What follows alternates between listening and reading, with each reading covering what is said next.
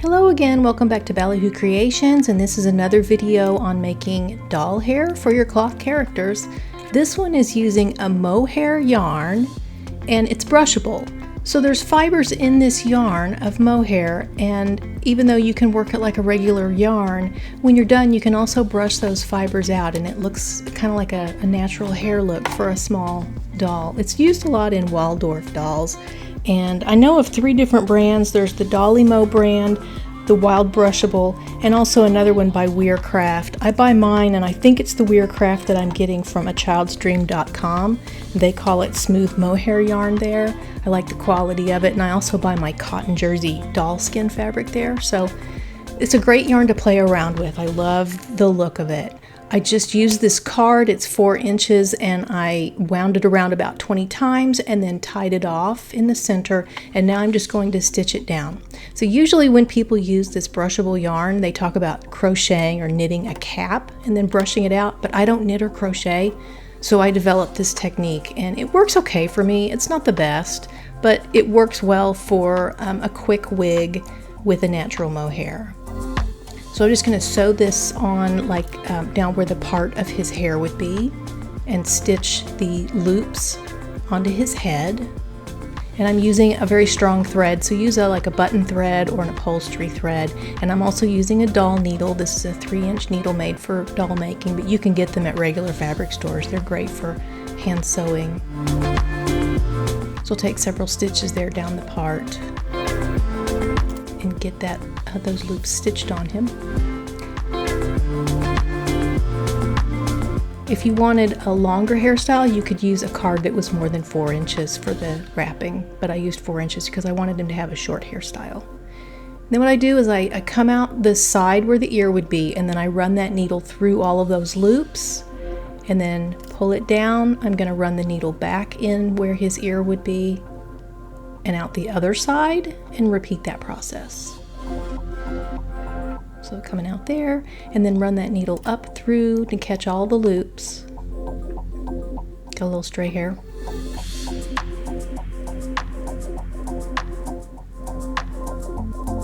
Just run it there, and then needle goes back in, and then that pulls all those loops to the side of his head.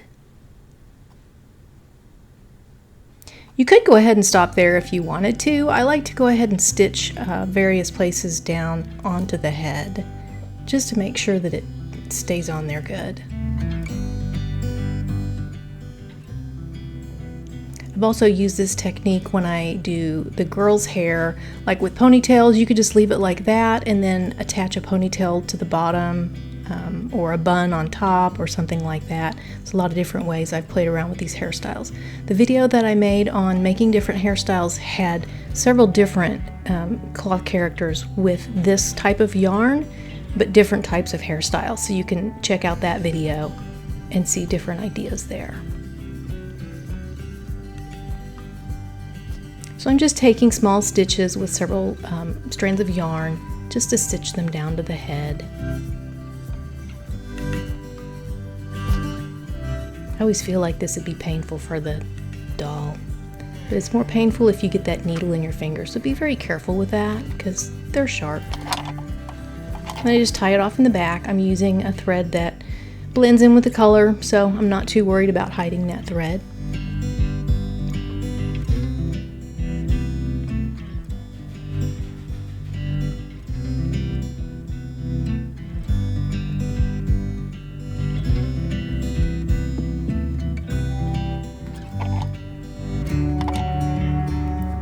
Okay, so it's all stitched down. Now we get to the fun part. This is why it's called brushable yarn. I'm using a wire brush, and this is a finger brush. It's made for stuffed animals, so you get the fur out of the seams, but it worked great for this too. You could also use a stiff toothbrush or anything that you have, and I'm just brushing and brushing and brushing and brushing. It takes quite a while to get those mohair fibers out of the twist of the yarn, and that's what we're doing here. We're not actually unraveling the yarn, we're just getting the fibers to come out of the twist.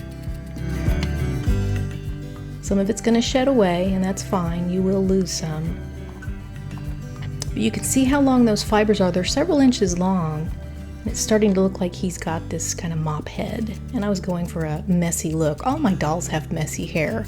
If you saw a video of me, you'd see I do too, so maybe you'd understand. So I just keep brushing until I'm happy with the look. Brushing, pulling it out, brushing, pulling it out. I saved the haircut for the very end because a lot of these fibers are going to pull out anyway. So I've got the fibers pulled out the way I like it, and I'm just giving them a trim, getting all the ends even out. And I think that's pretty much where I'm going to leave him. Kind of like that mop head look that he's got going on. And then of course, because it's one of my characters, I always put a hat on him. It's kind of a thing. So here's the finished doll head. I didn't do the doll body yet. So you can get an idea of what he looks like. And then there's with the hat on. You look so good in that hat. If you like this video, leave a like for me, subscribe if you want to see more, and visit ballyhoocreations.com for more about making doll hair and embroidered designs and cloth doll patterns for quirky characters for the inspired sewist.